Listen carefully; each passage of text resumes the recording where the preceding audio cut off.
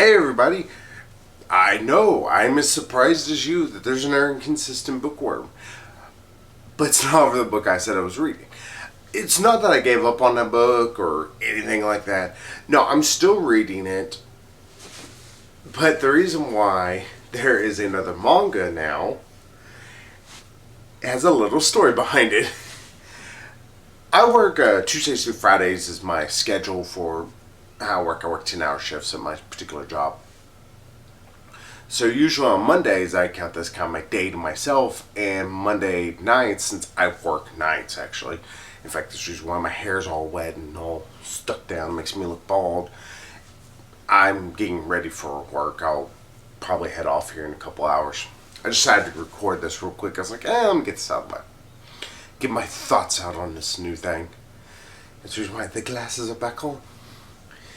But on Monday night, I was like, alright, let me go ahead and play a game. I got Destiny, the Taken King edition a while back. Once I got it for Christmas, I can't remember. Sorry, I'm really blank on my memory. I was like, alright, let me go ahead and start downloading all the information, or all the patches and compatibility packs and everything that there was. I said, alright, let me just, because I have it for 360. I do need to upgrade to 1 eventually, because I know they're going to cut off support for 360. Because I know the next expansion pack is going to be on 1. And 1 in PS4 only.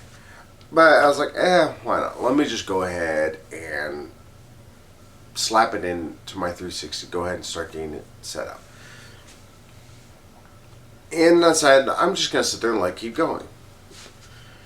I played the game for a little bit, but I was like, I'm getting tired of playing this. I really actually just want to play Destiny. I've never played it. Now I have. I might do a review on that just specifically. But while I was sitting there waiting for it to finish, I decided to read a manga. The manga I grabbed was, of course, Inu-yasha. This is, if I'm not mistaken, not the original release, or it might have been the original release. I don't know.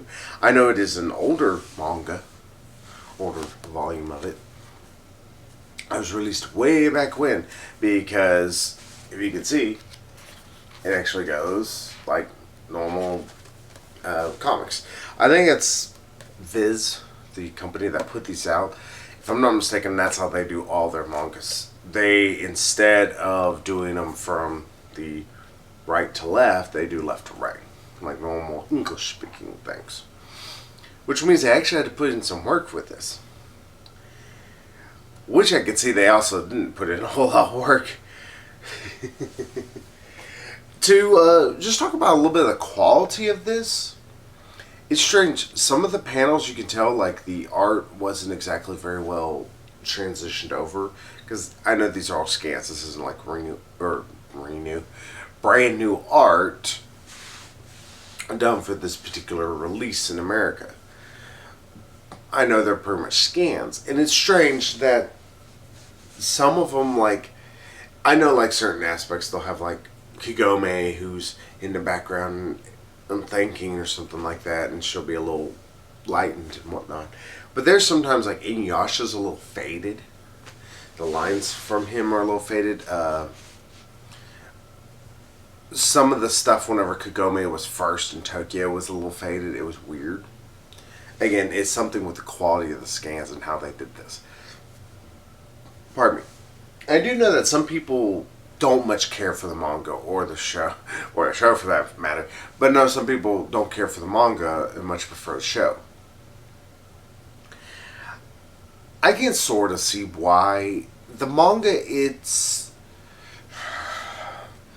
bad. I was actually really looking forward to it because I actually like Inu-yasha as a show. I think it's soap opera, but it's fun. It's not very intelligent at times. It does some really stupid things. But it's a fun little show to watch. Even though it's hundreds of episodes long. I want to say it's longer than Dragon Ball Z and GT combined. Or it might not be. I can't remember. It's been a while since I've compared episode lists. But this mind you. Now, I, of course, came across the second hand. I was like, alright, is this going to be any good? A good friend of mine, she told me that this is not really worth reading. In fact, she only has the first few volumes, mostly because that's all she could pretty much stomach. Because after a while, she was just like, I just don't care for this. It's not very good. I was like, oh, that's not a great sign. But I said, why not? Let's dig into Inu-yasha and see if it's any good. And I will say it's highly alright. It feels like I'm just giving this very, because that's kind of how I felt after reading it. Maybe it didn't help that I was a little annoyed that Destiny was taking so long to put in all these different patches, all the downloadable content. That probably didn't help things. But mostly it's just that it is a lot of setup and there's not a whole lot really going on. Like, it begins just like the show where Kikyo is chasing down Inu-yasha, who has the Jewel of the Four Souls, as they sometimes call it, though they also refer to it as the, it's going to bug me now, Shao Kahn Crystal? I can't remember what the hell is it called? What is it called? I'm so blank right now. Oh, this is going to bother me. I got to look through it just to figure it out. Shikon Jewel. That's what it is. I just remembered that. I didn't even see it. I just remembered. Oh, yeah, Shikon. And I was like, alright. So it begins very much like show, though I don't remember in the show, like the first thing that they come across was the centipede demon. I do remember she was in it, but I don't remember her being at the beginning. I don't know. This might be following, or the show might have followed this pretty well. I do, like I said, I do remember. It's been probably 6-7 years since I've seen the first episode of Inu-yasha.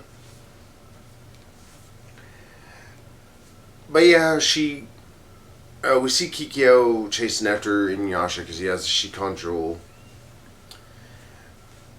And again, this still brings up a small plot hole. Why doesn't Inu-yasha just go ahead and use it to become a full-fledged demon?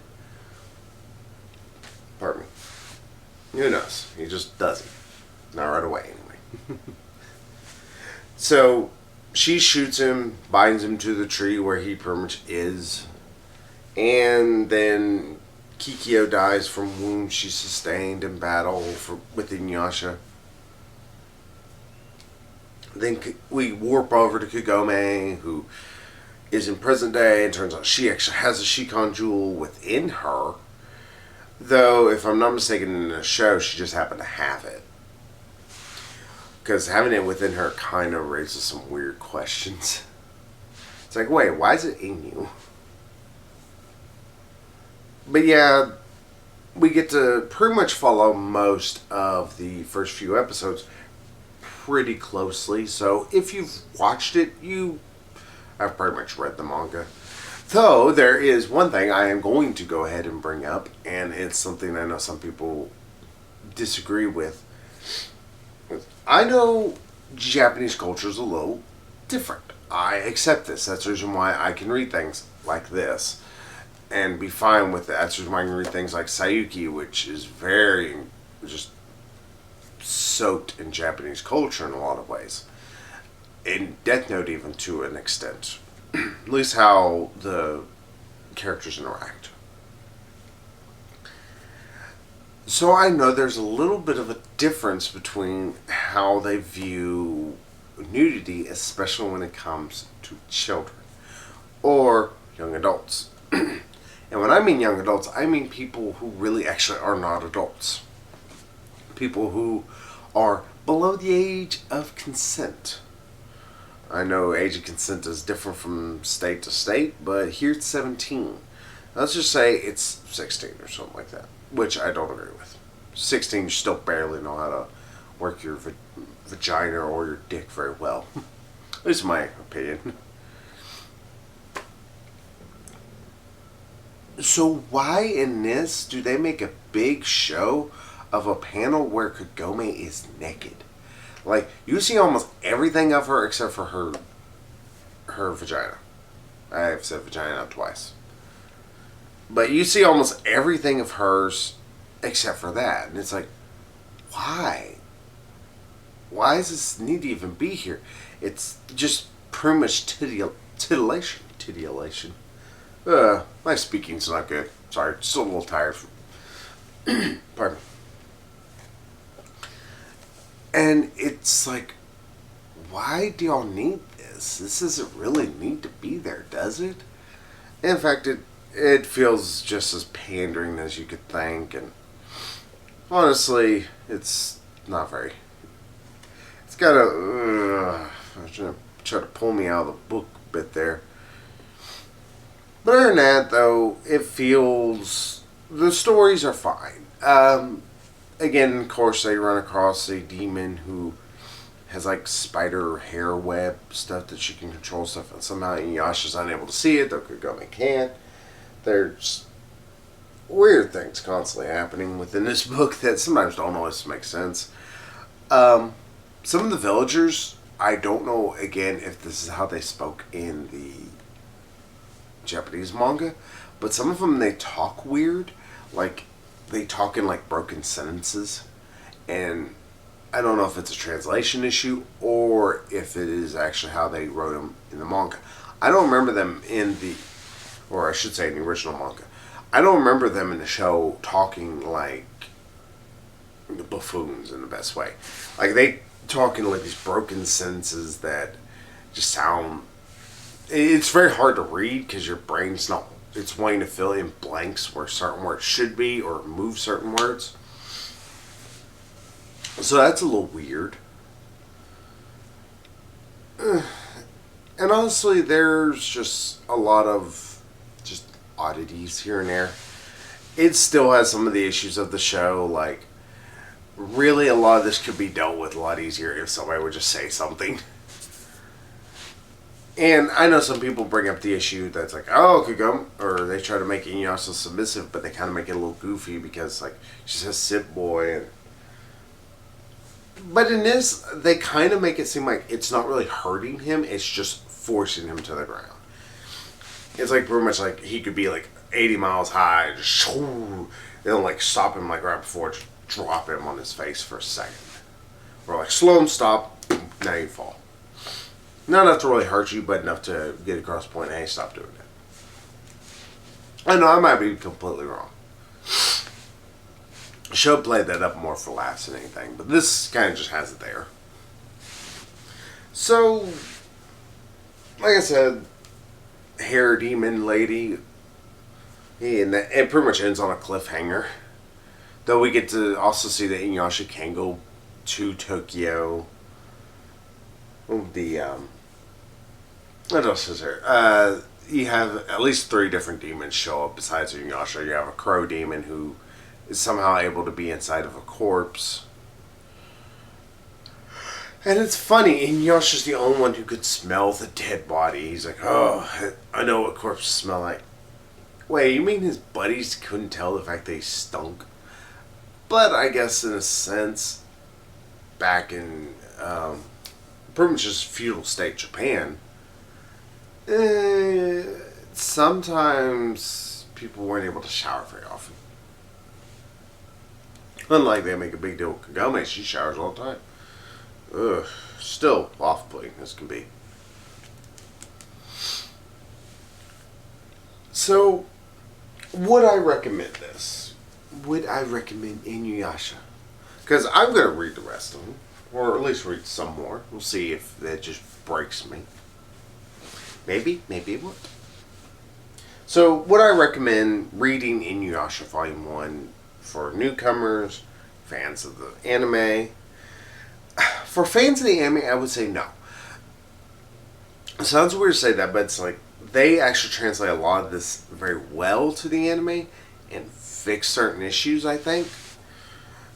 So, you don't really need to read something that's pretty much a retread in a way. It sounds stupid, even though the anime is based off of this. But I think what they fix in it, you don't need to go watch something that has the original mistakes. Especially mistakes that don't work as well. So, you like the anime, go ahead and just keep watching the anime. No reason to bother with manga. Now, if you are a newcomer to it, I would say yes, but don't expect a lot. This isn't a book that you're going to regret buying. It's one of the worst FRs. But it's not a terribly great book. It's a very middle of the road, pardon me. It's what you would expect if you just decided to pick up a random manga without any looking into its history or trying to learn anything about the actual value or production values in a way. I don't know if it'd be called production values. Publishing values, I guess. Yeah, if you don't look any into that, you're not going to feel disappointed with this. Though you might be a little confused because some of this, it feels like there's a little left out here and there. Like there's even one scene near the end where Inu-yasha had brought back Kagome and they're about to go down the well. And just, like, Kagome sitting in her regular attire, about to go with him back down there, and suddenly she has this, like, hood thing on, that, she's like, it's harder than it's fox hair, or demon fox hair, it's stronger than any armor, and she's just in it. It's like, whoa, where did this come from? It's a weird scene. Like, I can even show you, like, see, right here at the beginning, she's all fine. Then suddenly she has the thing on. Then, bam, she's just in it. And it's like, okay, well, that's a switch. Yeah, it has some weird values that was put into it. It doesn't feel like it was that people put a ton of money into it originally. Like, I think they might have just started to produce the manga simply because manga took off at that time. Mostly you can thank Toonami for that. People can try and disregard as much as they want, but Dragon Ball Z and Toonami have a massive impact on the explosion of anime being actually released here in the United States. So, like I said, it's a very meh. There's some things you might like about it, other things you might not like about it. Like I said, the writing's a little funky. That's more of, I think, a translation issue. So, if you're fine with a book that's not got the greatest values put into it in terms of publishing, they didn't put a whole lot of money into it, you're going to get what you're paying for it. It was one cheaper in books. I mean, if you find a new one, I bet it's going to be closer to its price than anything, which is about $9. Most are $10 and up. So, like I said, Inu-yasha, if you just really want to read it, go ahead. Just don't expect the greatest in the world. Realize you're just going to be getting a okay, probably problematic book at times. So, hey, I'll still read Volume 2 and I'll give you my thoughts then. Because I have Volume 2. I think I have up to Volume 3 or 4. I bought them all at this one place. They were having a sale on them. I was like, alright, mine. Figured, why not? The worst you can do is, like, I won't like it and I paid like $1 for it. Again, half price, awesome store. So, that's my review of it. Until next time, maybe I will actually have Badass read. I have read a chunk of it right now. I'm piling through. It's a fairly larger book. But I like how, like, each little story is just enough that you can read, like, in 10-15 minutes. So, I will see y'all next time on the Inconsistent Bookworm, though probably a Sunday Funday will be up first before then. So, see y'all.